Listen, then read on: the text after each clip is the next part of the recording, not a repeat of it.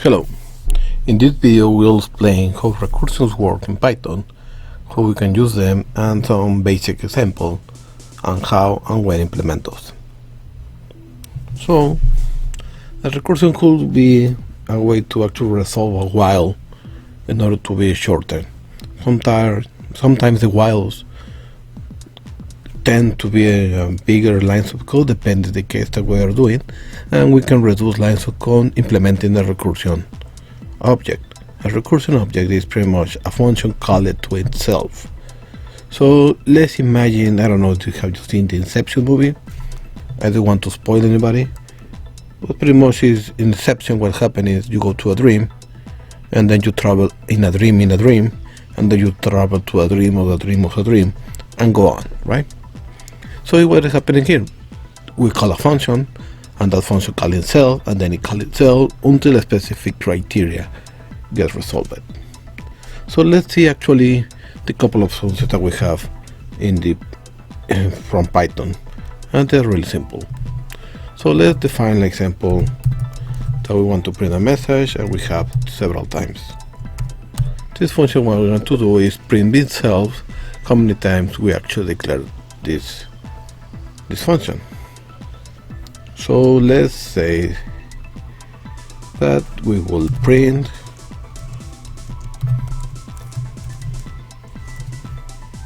okay, there we go. Hello there.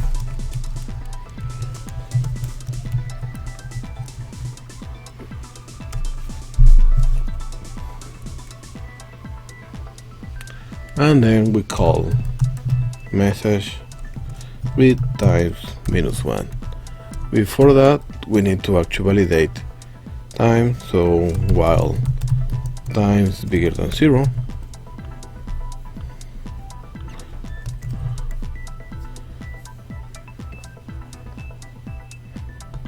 and then we just call message 5 times. Whoa.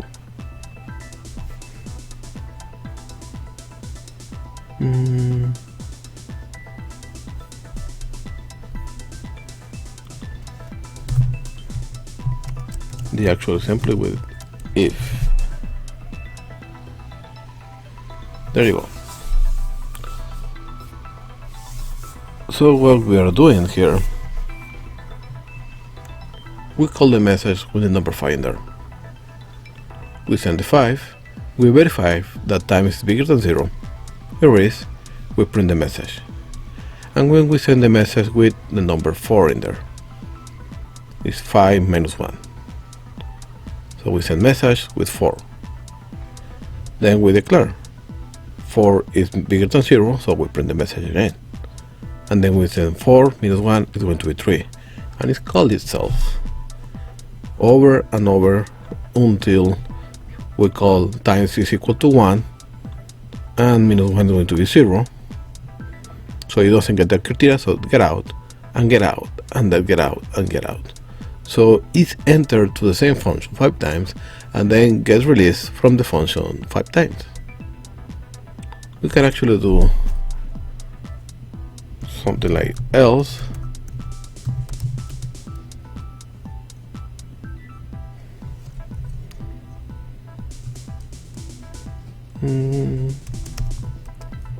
Print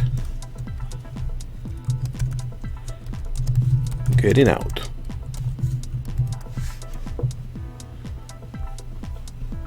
So this is just get printed 5 times, and the 6th time, instead of getting and doing this, it's going to do the getting out, and then it remove or get outside the actual function. This could be solved through a while, but there is some benefit to actually have a recursion function to actually work. Most of those examples are actually mathematic. So there's a concept in mathematics called factorial. Factorial is when we end a number with the exclamation point at the end. And pretty much the only exception for factorial is factorial of 0 is always equal to 1. Factorial of 1 is equal to 1. Factorial of 2 It's just a mathematical expression to say is equal to 1 by 2 factorial 3. Well, this actually is 2 by 1. Factorial of 3 is 3 by 2 by 1, and go on, and go on. Factorial of 3. So in order to have a function to actually help us doing this, doing a recursion could be a really good way to actually have this kind of implementation and calculate the factorial of specific number. So let's say that we want actually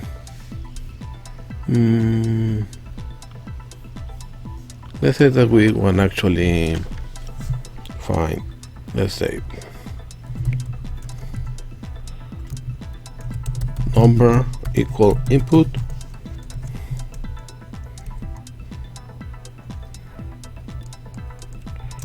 and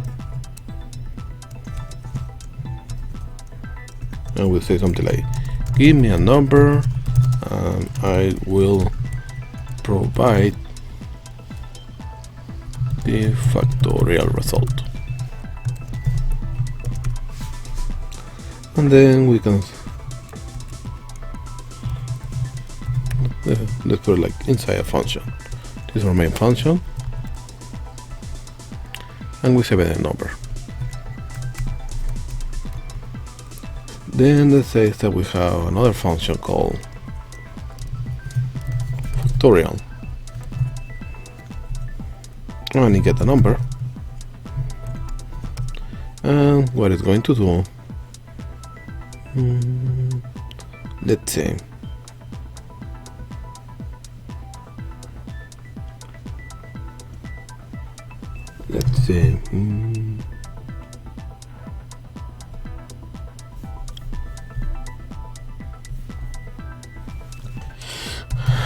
we need to verify if number is equal to 0.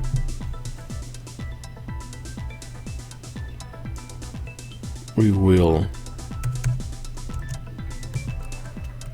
return 1, else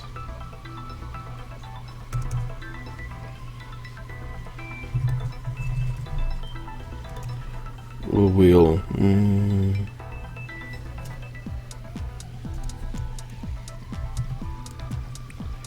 let's say what we can do, return number by the multiplication of factorial number minus 1. Okay.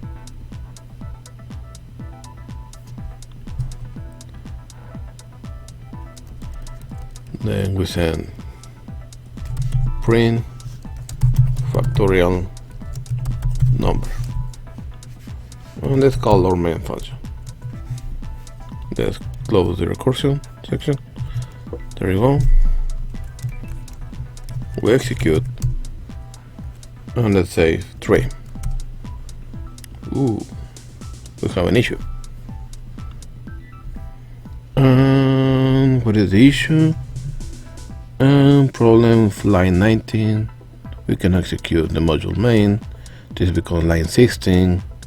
We cannot print the factorial number, and this is because we cannot return this unsupported operator type string and integer.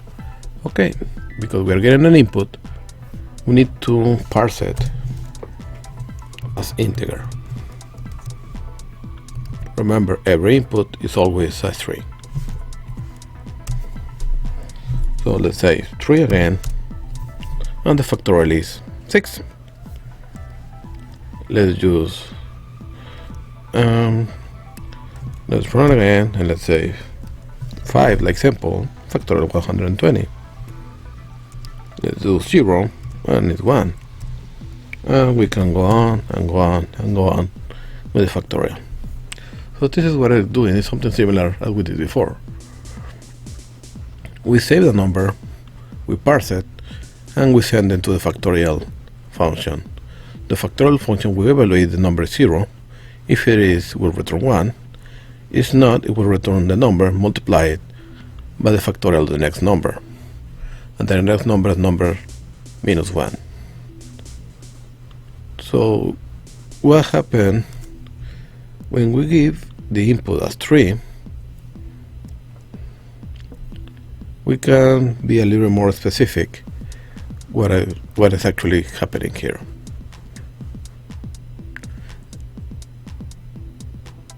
Let's say print number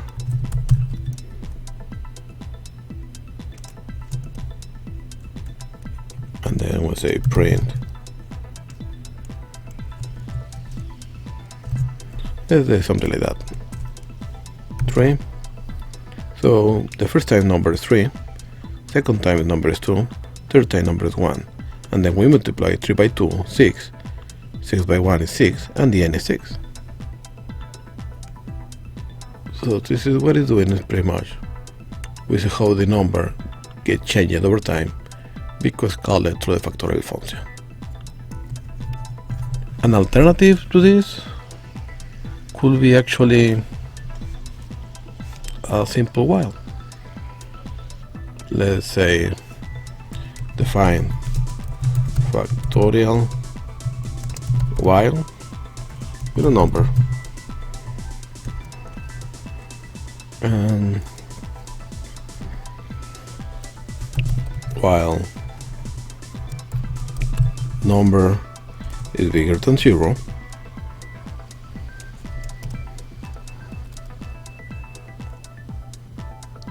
we will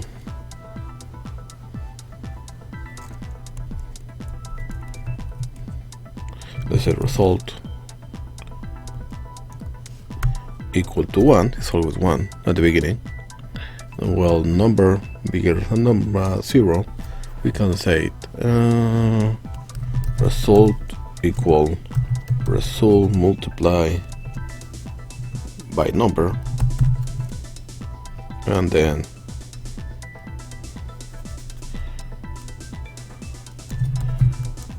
number minus 1 and return result.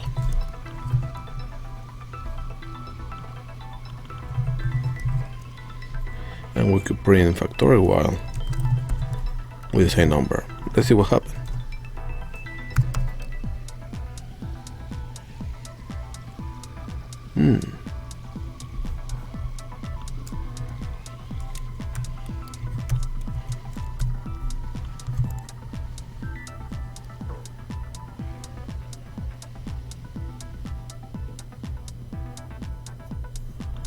Let's see there. It's actually not working. Why?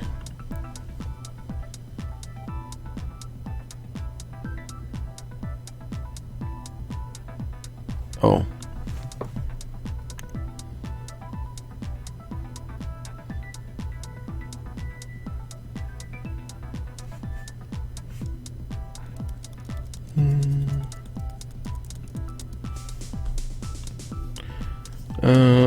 It's because the return statement is at the while. So the first iteration will return something and get out from here. So it needs to be actually outside the while. So with 3, we have 6. If we do 10, we have the same number. So we have the same functionality with the recursion and with the while. As you can see, the while sometimes a little bit messy, depending the case. And in this case, the recursion sometimes looks a little bit cleaner. So that's it.